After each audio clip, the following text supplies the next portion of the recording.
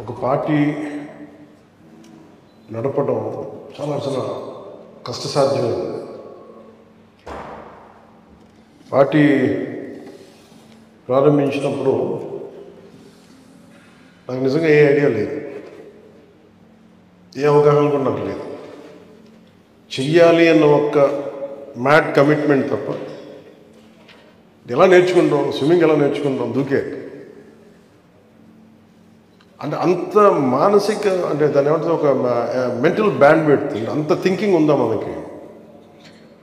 So నేను అంతకుముందు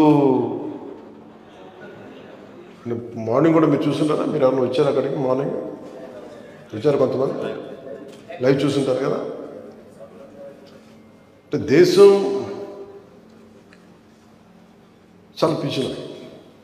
ఎందుకు ఆ మ్యాడ్ కమిట్మెంట్ ఉందో నాకు తెలియదంటే, మేబీ అంటే హిస్టరీ చదువుతూ ఉంటే ఎంత సాక్రిఫైజెస్ జరిగినాయి, అంటే ఎంతమంది అంటే మనకి ప్రతిసారి ఈ అంటే మన ఇల్లు బాగుండాలి, దేశం బాగుండాలి, ఎంతమంది తపన పడి ఇల్లు బాగుండాలంటే మన తల్లిదండ్రులు ఎంత కష్టపడితే ఒక ఇల్లు నిలబడుతుంది. అలాగే ఎంతమంది నాయకులు ఎన్ని బలిదానాలు జరిగితే ఒక దేశం ఉంటుంది.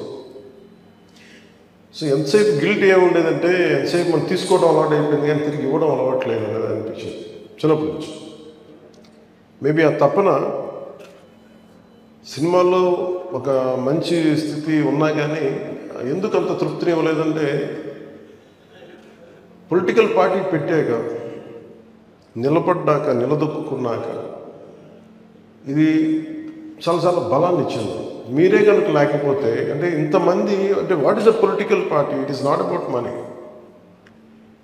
అది ఒక డబ్బుకి సంబంధం లేదు, లేదంటే ఎక్కువ పాపులారిటీ ఉంటే సంబంధం లేదు. ఇది ఒక గుంపు, ఒక బలమైన వర్గం, సమూహం అండ్ కామన్ ఐడియాలజీ మీద వాళ్ళందరూ ఏకతాటి పైన వస్తే ఎలా ఉంటుంది అంటే, నేను మాట్లాడినప్పుడు ఎందుకు ఎక్కువ మంది ఫస్ట్ భయపడతారు నేను మాట్లాడినప్పుడు, ఎందుకంటే ఇంపాసిబుల్ ఉంటుంది. ఫస్ట్ నేను మాట్లాడినప్పుడు ఎలా జరుగుద్ది అంటే, ఎలా ముందుకు తీసుకెళ్తాము అని ఎందుకంటే సగటు మనిషి సందేహాలు నాకు ఉంటాయి, కానీ నేను ఓవర్కమ్ చేసి వచ్చాను. మనం ఒక్కళ్ళని అడిగేసి ఎంతమంది వచ్చారు ఈ రోజున మీ అందరిని చూస్తే నాకు మనస్ఫూర్తిగా బ్యూటీషియన్ పని చేసుకుంటే అసలు మీకు రాజకీయాలకు సంబంధం ఏంటంటే ఉంటుంది, కానీ మీరు వచ్చారు కదా బలంగా.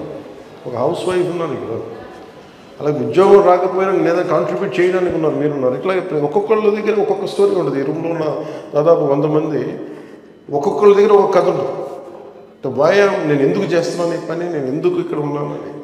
నా కోరిక ఏంటంటే ఈ ఇన్సూరెన్స్ అమౌంట్ పెంచాలని కోరుకుంటున్నాను. అది ఎలా జరుగుతుందంటే, నాకు చాలా ఇన్సూరెన్స్ కంపెనీస్ చాలా మాట్లాడాలి.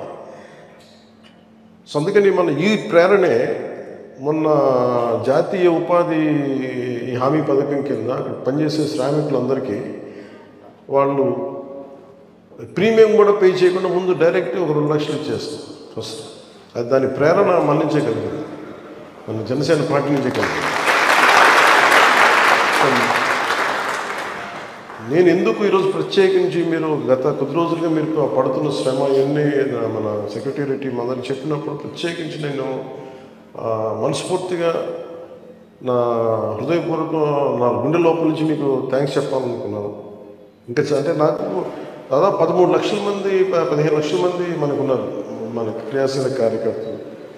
అంటే ఒక్కొక్క క్రియాశీలక కార్యకర్త అంటే మొన్న మధుసూదన్గా ఈజ్ అన్ యాక్టివ్ క్రియాశీలక కార్యకర్త. అంటే ఇది అంటే ఎక్కడో ఒక చనిపోయిన 26 మందిలో ఒక జన సైనికుడు ఉంటాడు అనేది నేను అసలు ఊహకు కూడా నాకు అందలేదు. చాలా బాధ కలిగింది. అంటే నేను మొన్న ఆ అమౌంట్ ఇచ్చినప్పుడు కూడా పొద్దున కూడా నాకు అనిపించింది ఒక ప్రాణం వెనక్కి తీసుకురాలేం, కానీ చిన్న భరోసా ఇవ్వదు ఆ డబ్బుతో. అలాగే నేను ఇంతమంది నన్ను విశ్వాసంతో నడుస్తున్నప్పుడు నేను ఎప్పుడు మీకు ఈరోజు మాట ఇస్తున్నప్పుడు నేను మిమ్మల్ని ఇబ్బంది పెట్టే పనులైతే చేయను. అలాగే నేను రిస్క్ తీసుకున్న తర్వాత మీలో ఎంతమందికి ఇబ్బంది లేకుండా రిస్క్ తీసుకోగలరు అప్పుడే రండి. అంత నేను ప్రతిసారి నేను నా జీవితాన్ని రిస్క్లో పెట్టుకున్నా తప్ప మీ జీవితాన్ని ఎప్పుడు నేను రిస్క్లో పెట్టాను, ఎందుకంటే నాకు దాని బాధ్యత నాకు తెలుసు. అందుకని ప్రత్యేకించి ఈ సందర్భంలో మీరందరూ వచ్చినందుకు మనస్ఫూర్తిగా మీ అందరికీ పేరు ధన్యవాదాలు తెలుపుతున్నాను. బలమే క్షేత్రస్థాయిలో ఒక హౌస్ వైఫ్గా పనిచేస్తా, లేదంటే ఇందాక ఎవరు చెప్తాను రంజాన్లో నైట్ షిఫ్ట్ పనిచేసి మనకి వాలంటీర్ చేశానని. అలా ఇక్కడున్న డాక్టర్ ప్రసాద్ గారు, డాక్టర్ సంతోష్ గారు, ఇట్లా ఒక్కొక్కళ్ళు అంటే ఎంత విభిన్నమైన నేపథ్యాల నుంచి వచ్చారో ఒక్కొక్కళ్ళు. విద్యార్థులు ఉన్నారు, ఇంకా 10th క్లాస్ ఉందనే, 10th క్లాస్ ఇంటర్ అయిపోయిందా? అండ్ ఇంత చిన్నపిల్లల దగ్గర 16, 17 చిన్నపిల్లల దగ్గర నుంచి హౌస్ వైఫ్ దాకా వచ్చి డాక్టర్స్ దాకా వచ్చంటే ఇంత విభిన్నమైన నేపథ్యాల నుంచి వచ్చి మనందరం ఒక ఆశయం కోసం పనిచేస్తున్నామంటే దానికి నేను ఒక చుక్కాని లాంటి వాడిని. సెంటర్లో ఉంటాను.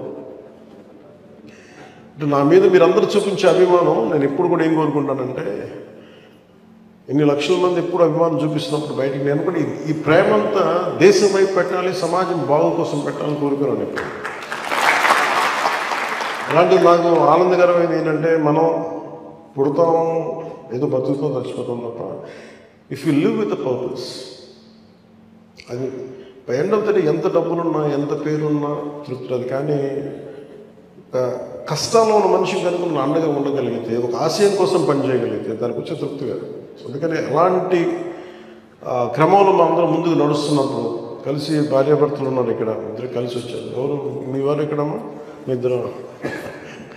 అట్లాగా సో మీ అందరికీ ప్రత్యేకించి ప్రతి ఒక్కరికి పేరు పేరున నా హృదయపూర్వక ధన్యవాదాలు తెలుపుకుంటూ, ఈ ప్రేరణతోటి నేను ఒకటే మనం చాలా నెలల నుంచి చెప్తా ఉన్నాను, ఇలా క్షేత్రస్థాయిలో ప్రతి ఒక్కరిని నేను ప్రతి నియోజకవర్గంలో చాలా త్రికరణ శుద్ధిగా పనిచేస్తూ ఒక ఆశయం కోసం పనిచేసే మన ఆశయాల కోసం పనిచేస్తున్న ప్రతి ఒక్కరి క్షేత్రస్థాయిలో పనిచేస్తున్న దానికి జన సైనికులు అనాలని, వీర మహిళలు అని, లేదంటే మరి ఏ పేరైనా పెట్టుకోండి, కానీ వీటన్నిటికంటే కూడా మీరందరూ నా ఆత్మబంధువులు. మీరే ఇన్ని ప్రాంతాలు, కులాలు, మతం, హద్దులు దాటి ఇక్కడ ఇందులో ఉన్నోళ్ళు ఎవరు ఒక్క ప్రాంతానికి చెందిన వాళ్ళు లేరు. విభిన్నమైన ప్రాంతాలకి, విభిన్నమైన కులాలకి, విభిన్నమైన మతాలకు చెందిన వాళ్ళు. సో నేను మానవత్వాన్ని నమ్ముతాను, కానీ కొన్నిసార్లు ప్రత్యేకమైన పరిస్థితుల్లో మాట్లాడతాను తప్ప ఈవెన్చువల్గా జాషువా గారు చెప్పినట్టుగా విశ్వనరుడే ఉన్నాడు. అంటే అన్ని కులాలు, మతాలు, హద్దుల్ని దాటి విశ్వనరుడిగా ఉండాలి. సో ఆ క్రమంలో మనం ముందుకు వెళ్తున్నాం. మనస్ఫూర్తిగా మీ అందరి ఆశీస్సులు కావాలి, మీరు నాతోటి చేయి కలపాలి మనస్ఫూర్తిగా కోరుకుంటూ మరోమారు మీ అందరికీ ధన్యవాదాలు తెలుపు సెలవు తీసుకున్నాను.